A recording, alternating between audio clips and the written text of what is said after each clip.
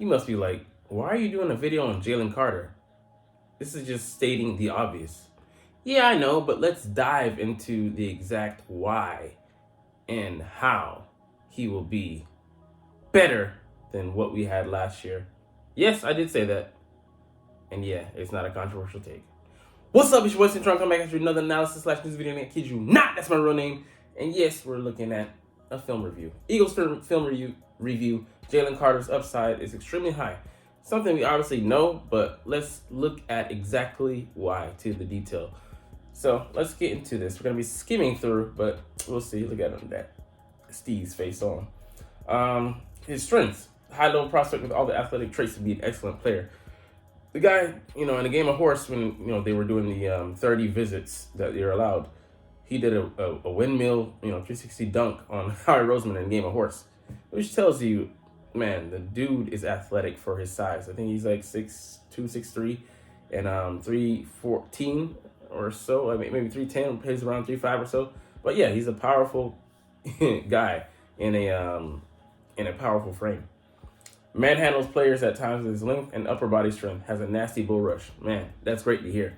I love guys with the bull rush, and he can build up so much off of that. Go power to speed, and he has a lot of versatility.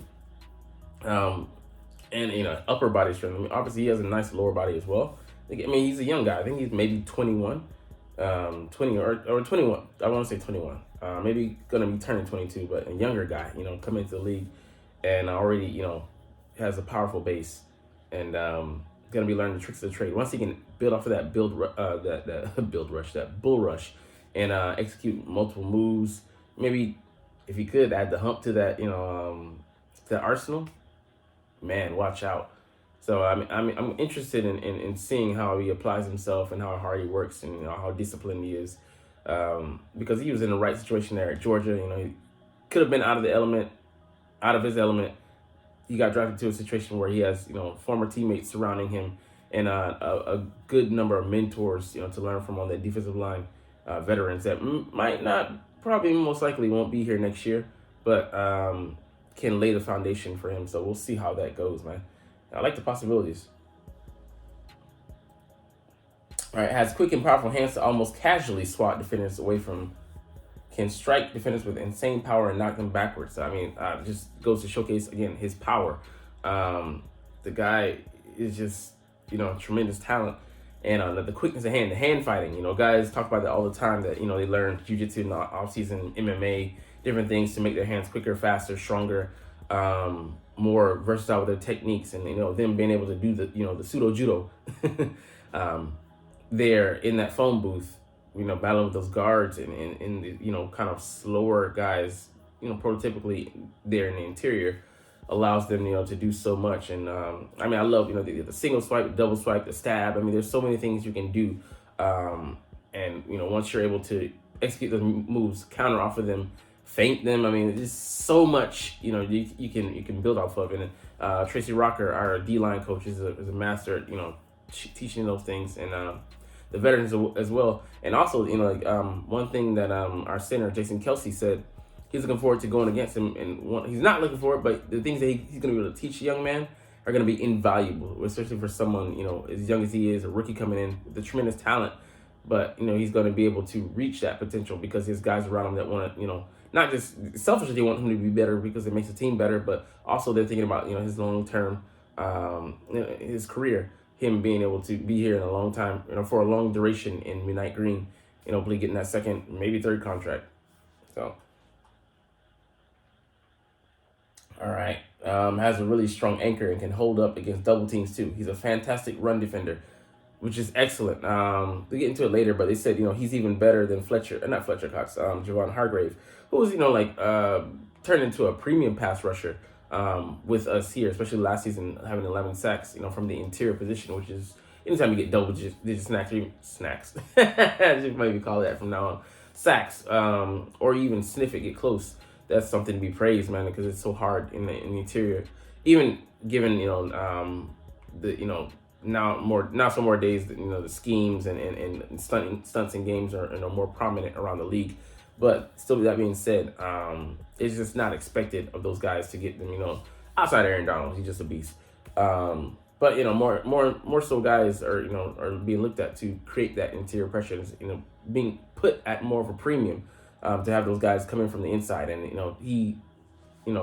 being that he's going to be a building block for us, being here for at least 5 years, and then most likely longer than that, because if he plays up to his potential or even close to it, we're going to extend him. Of course, we put a premium on the offensive and defensive lines. How he loves those guys. But him being able to take on double teams is just such a positive, because he's most likely not going to have to across the board. You got Brandon Graham, you got Fletcher Cox, or Jordan Davis next to him, or another guy. Still, and you have potentially Josh Sweat. When Brandon Graham's not out there, and then Hassan Reddick on the other side. He's not going to be doubled. He's going to be, getting one-on-one. He might get doubled because of, his effort he's able to put in because of those other guys. But all those guys play a part in making each other shine, and shining each other. But it's great because it's going to create one-on-ones, and, someone's going to be able to capitalize, and someone should be able to capitalize theoretically with, attention being drawn elsewhere. So we'll see how that affects, his production, and by way of that, other guys. But it's a fantastic situation to be in. And, when he's next to Jalen Carter, not Jalen Carter, when he's next to, not himself, when he's next to Jordan Davis, who stereotypically, who usually takes the double teams, he's going to be able to eat, there. And we'll see how it does, as well as, other versatility, scheme versatility, and positional versatility there. So, fantastic run defender. He's an upgrade on the last guy that whose position he's taken, in theory, Javon Hargrave. So if he can provide even a modicum of his pass rush, we're winning there. Explosive element to his game and can win with quickness at the snap. Very elusive and can avoid blockers altogether at the snap. So, that's excellent. Just explosive. Javon Hargrave was definitely that, man. Just his get off of the snap. For him to be able to blow up some of those plays and be in the quarterback's face before he even has a chance to get set and get his feet set, or even hand the ball off. Just blew up plays and created for guys around him. Even if he didn't get the tackle, it allowed for Fletcher Cox to D-tackle, or the DNs or the linebackers to be able to throw away their responsibility and just dive in there and make the play easy. So that chaos that he created, was the jump off point for everybody else. So Jalen Carter being able to explode in there quickly, and destroy the offense's plans before they have a chance to establish what they're trying to do, or get ahead of steam, is just excellent. And then him being elusive, juxtaposed to what he showed us at his pro day, a slow feet and a guy who wasn't able to make use of his quickness and stuff. He looks sloppy, he looks slow. Just bodes great for the guys playing next to him and that D line, and then also the linebackers playing behind that, and then getting to the quarterback, which affects the the backfield, defensive backfield. So man, as quick as possible. I want to be that within 3 seconds pressure rate, or pressure time clock, so that we can limit the quarterback's options. And then in a weaker NFC with quarterbacks, versus the AFC, gives us a great chance to make it back to the dance, and then hopefully the big dance, the prom, if you will, of the championship games. Has good closing bursts to finish the play and make the tackle, which is excellent. You don't want a guy who just gets pressures. We got Vinny Curry, a guy I love. He went on to play for the Jets. I don't know if he's still playing in the league. Forget where he played last year, if at all, but it was great with us. He had so many pressures, but he couldn't close the deal. But with someone like Jalen Carter, hopefully he gets close to you, he touches you at the very least. So, being able to make the tackle, and he's got a strong base. The play of him, tackling the LSU quarterback and then holding him up with one hand, and then pumping his fist with the other one, just shows his strength, and him being able to finish. Because we ain't trying to edge, we want to finish, baby.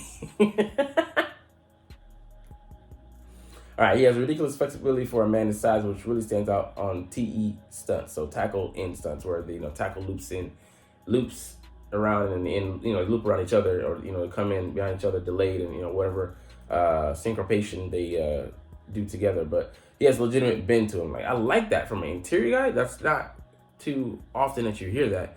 Makes you envision someone like Aaron Donald, a Sylvette, figure, slimmer guy. But that's awesome, because like I said, you have to be able to rotate, spin around 360. You have to be athletic, and those traits really show there coming up. Him going up against guys in the phone booth and in the run game, pass game. But yeah, I love to have athletic freaks, but not just an athlete out there, but a guy that can actually put numbers to his to his traits, make production instead of just floating on potential. And then looping in, we run games, and hopefully we run more than we did last year with Gannon. We just didn't take advantage of that, but have some wonderful ends to do that with. And man, it just you can do that with the linebackers as well. Second level looping those guys in. There's just so much chaos and damage you can create. All right, versatile can be a one gap penetrator or a 2-gap run defender, depending on scheme and down distance, which is excellent because we need versatility in the scheme. Not guys that's just stuck into doing one thing. Just that kind of limits their draft, their draft stock, their potential as a player. But one gap, he can just shoot, and get in there. But also 2-gap, and he can control and play off of that, to make the tackle or to fill the gap for guys coming in behind him, and that allows you to do so much, have so much scheme versatility, especially in multiple fronts, like Sean Desai, a disciple of Vic Fangio, likes to do. So hopefully we'll see that this season employed. All right, weaknesses. The character, about that. Go and research it yourself. Sometimes has an inconsistent anchor. Is an effort issue or a fatigue issue? So like I said, this showed up at his pro day. We saw that he was sloppy. He was just running through the drill, as far as just to actually executing while doing it. Like his head wasn't in the right place at all. But hopefully he will correct those issues, and that wasn't the true him, that the guy that we'll get showing up, and then him being surrounded by his teammates, not being an isolated process like the draft is. It's very isolating. Here, it's just you versus the team, and these guys kind of strain you and filter you through a strainer and see what you are. When the team dynamic, playing with the team is just a completely different dynamic. And him having an inconsistent anchor, he's got to get his base, and maybe he's got his feet wrong. He's got his hands off, so throws off his lower body, and his positioning, is he parallel to the line, or is he kind of slanted so he can get washed down the line, and not being able to even use his quickness, his traits, his speed. So I mean, like, there's so many things that you can improve on, and that comes with coaching at the next level. They have they're student athletes. They have to do so much. They're multifaceted, multi-layered, but he's a professional now. His main job is to improve as a player. So it's the want there. I believe it is, but we'll see. And then the fatigue issue, the conditioning, like we have, I think one of the top 5 rated, if not the top rated conditioning programs. We didn't have really any major injuries last year that put guys out for too long. So we had all 22 of our starters start in the Super Bowl, which is just a rarity.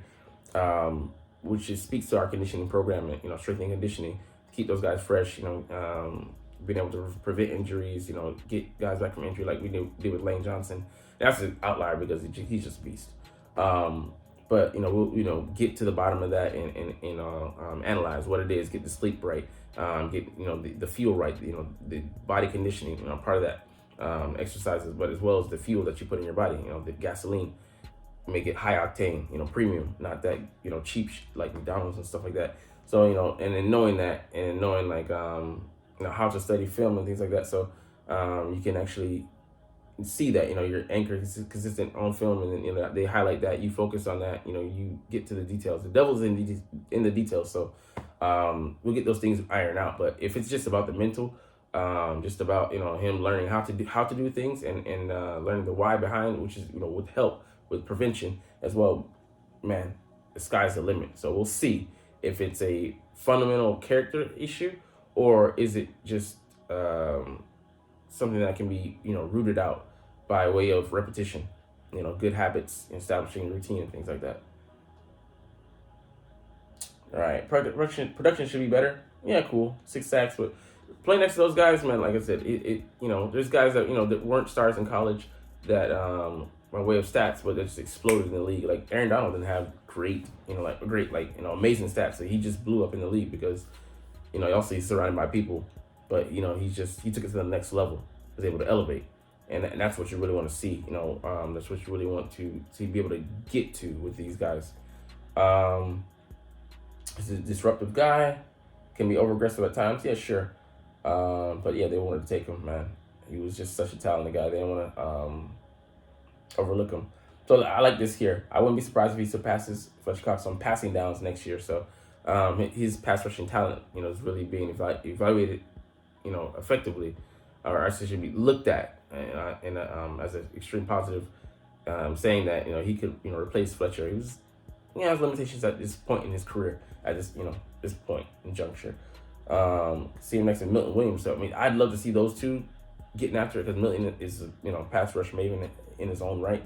But he was where they're saying has a long way to be as productive as Hargrave, but instantly improved the Eagles' run defense, which is in a slight against Hargrave. But I don't know if he was just getting too cute at times, or just too focused on the pass rush. But that's something that I believe. I mean, he was a little bit. It's like around 300, but I forget the size. But yeah, he had a strong base, strong legs.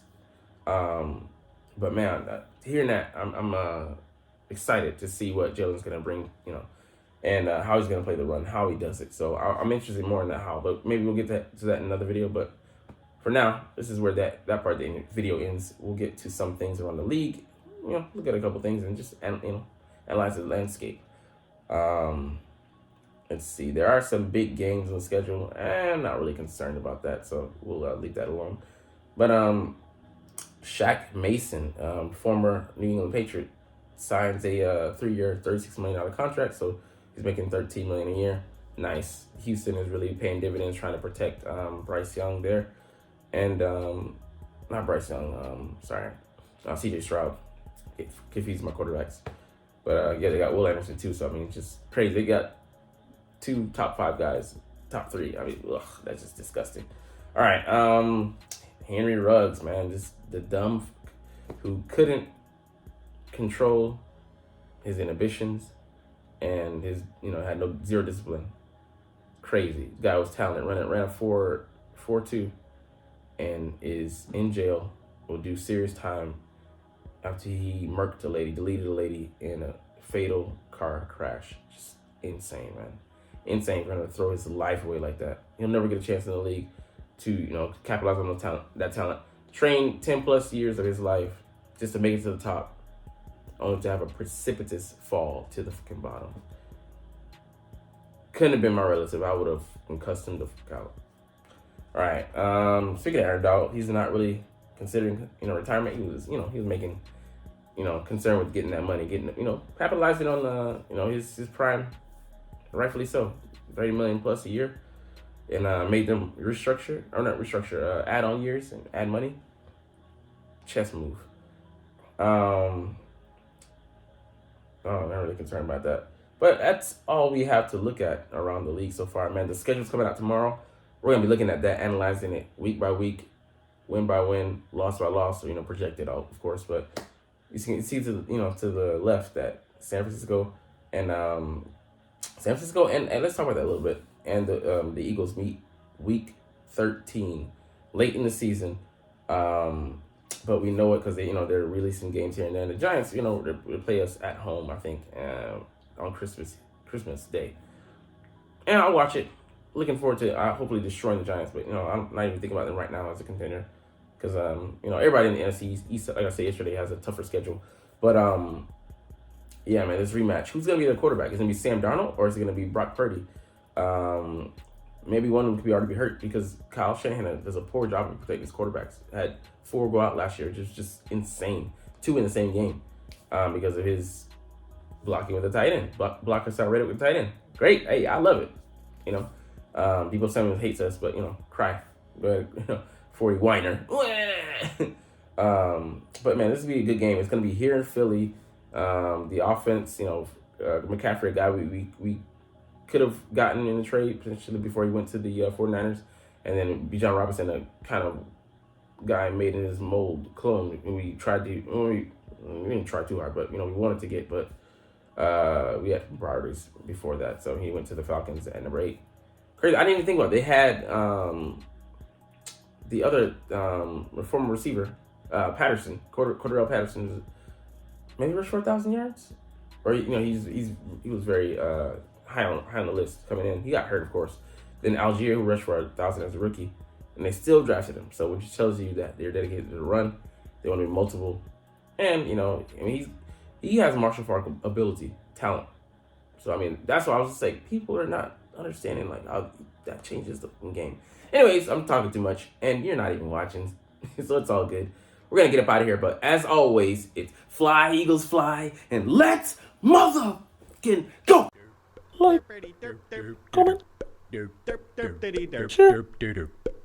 subscribe if you want. Thanks for watching.